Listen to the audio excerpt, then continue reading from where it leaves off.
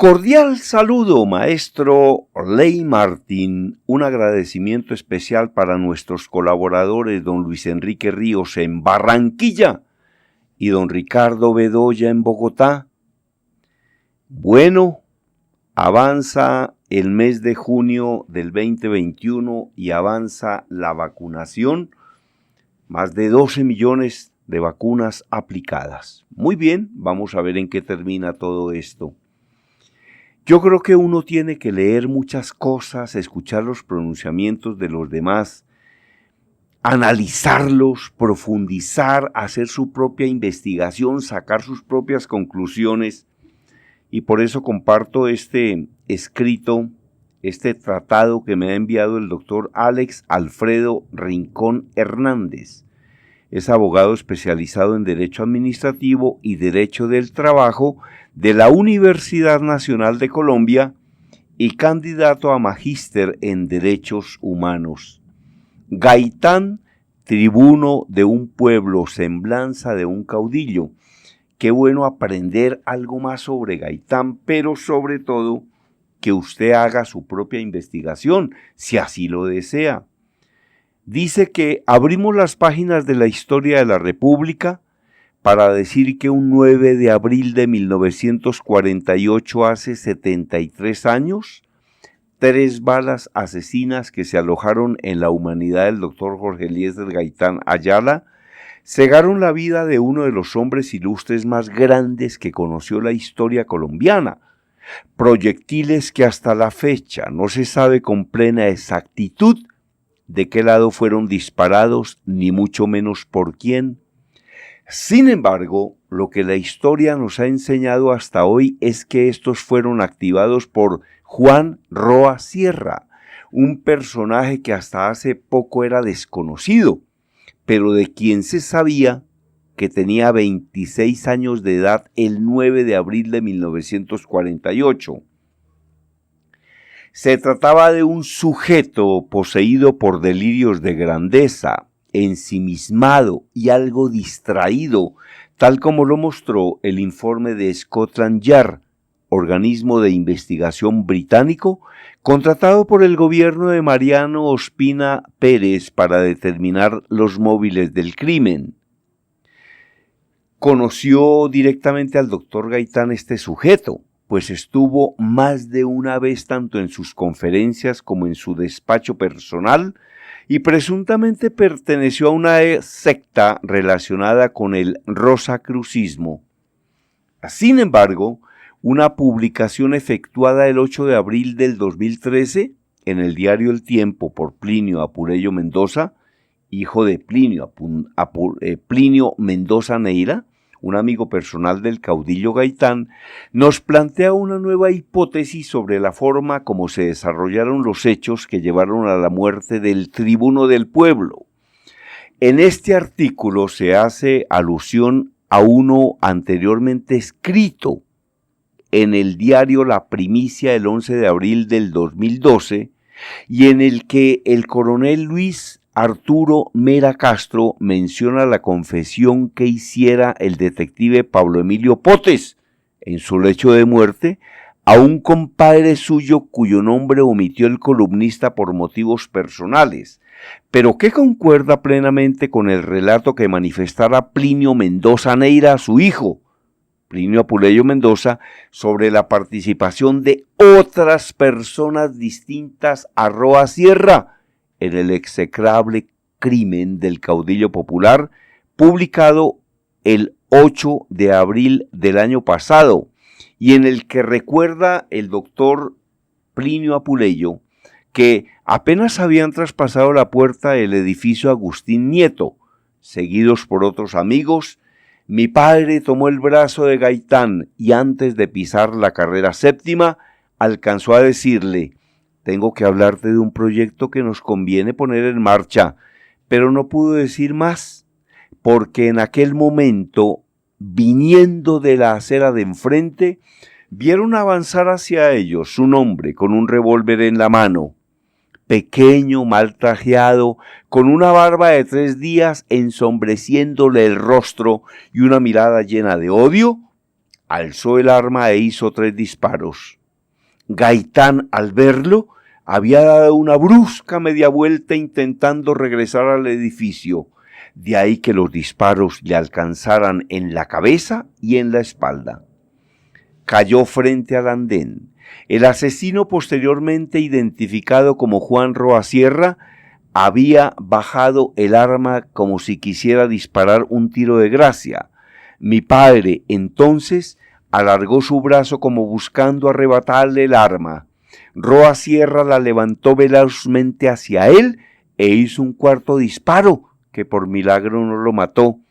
Ese sombrero con la huella se guardó en casa por varios años. Roa Sierra retrocedía lentamente, siempre con el arma en la mano, cuando ocurrió algo inesperado.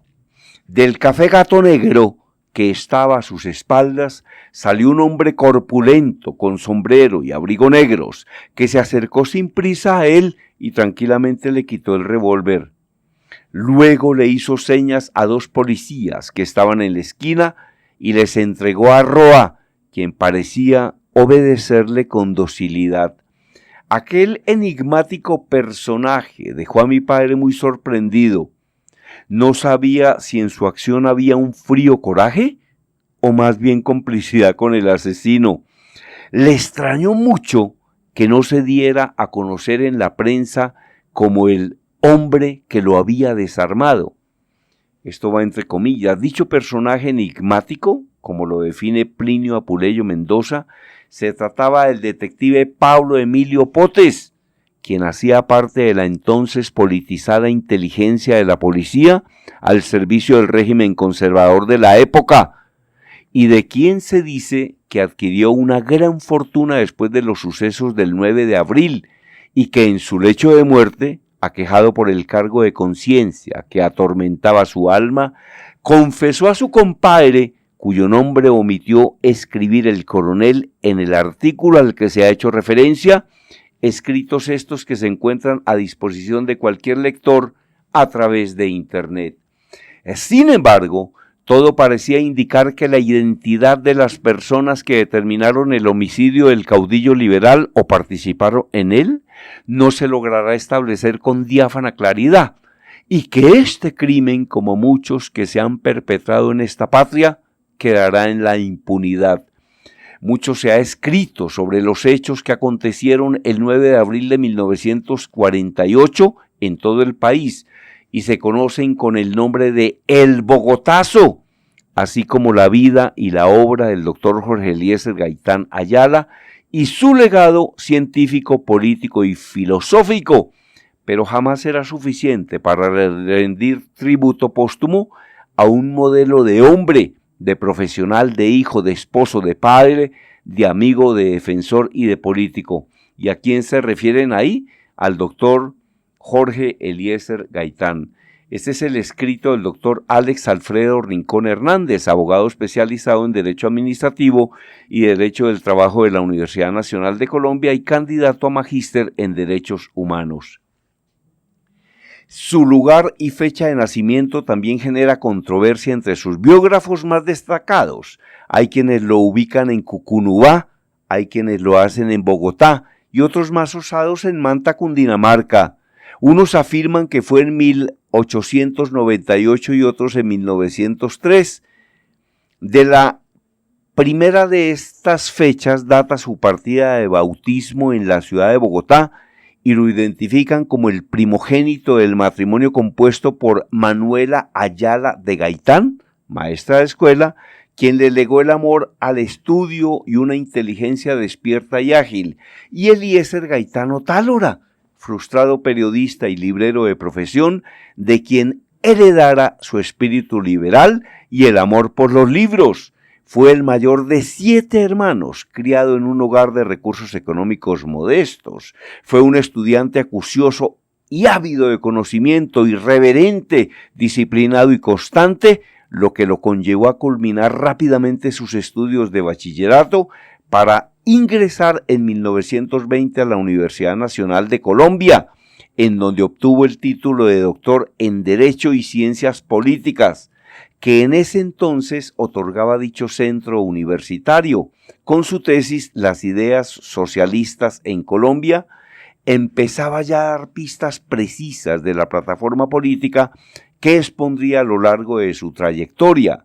Una vez culminados sus estudios universitarios en Colombia, decide viajar a Italia, en donde se especializa en jurisprudencia y en criminología en la Real Universidad de Roma, lo que a la postre lo laureara otorgándole la máxima calificación magnum cum laude a su tesis denominada El criterio positivo de la premeditación, que le valiera no solo el reconocimiento nacional, sino internacional por este loable trabajo científico que lo encumbrara como uno de los mejores penalistas de la historia jurídica de este país, conocimientos de los que hiciera gala en cada una de las defensas que representó, dignificando la posición del defensor como escudero infranqueable de la justicia colombiana.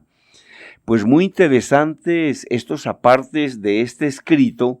A quien lo desee completo, con mucho gusto se lo podemos obsequiar si me escribe al correo conferencistagermandias@hotmail.com, WhatsApp 322-218-7567. Es un escrito un poco más amplio por razones de tiempo. En la radio no lo podemos publicar todo, pero a quien desee se lo obsequiamos. Y es del doctor Alex Alfredo Rincón Hernández, abogado especializado en Derecho Administrativo y en Derecho del Trabajo de la Universidad Nacional de Colombia, candidato a magíster en Derechos Humanos. Entonces, qué bueno que usted, como oyente, diga, oiga, interesante esta historia del doctor Gaitán, voy a investigar más, voy a leer más, voy a consultar más. Voy a entrar a averiguar algo más sobre este tema de quién fue el doctor Jorge Eliezer Gaitán, qué fue el Bogotazo, cómo ocurrieron los hechos, por qué ocurrieron, quién los ejecutó, quién los ordenó, etcétera, etcétera. Eso era todo por el día de hoy, maestro Ley Martin. A quien desee escribir un libro y no sepa cómo hacerlo, se lo ayudamos a escribir o se lo escribimos todo. A quien desee mis libros consigue 17 en Amazon, y a quien tenga un escrito y lo quiera convertir en un ebook, en un libro electrónico, con mucho gusto lo podemos hacer. Mi correo electrónico conferencistagermandias@hotmail.com, WhatsApp 322-218-7567. Yo hablo porque estoy vivo, y estoy vivo gracias a Dios. Desde Bogotá, la información la presento gracias a Dios, Germán Díaz Sosa.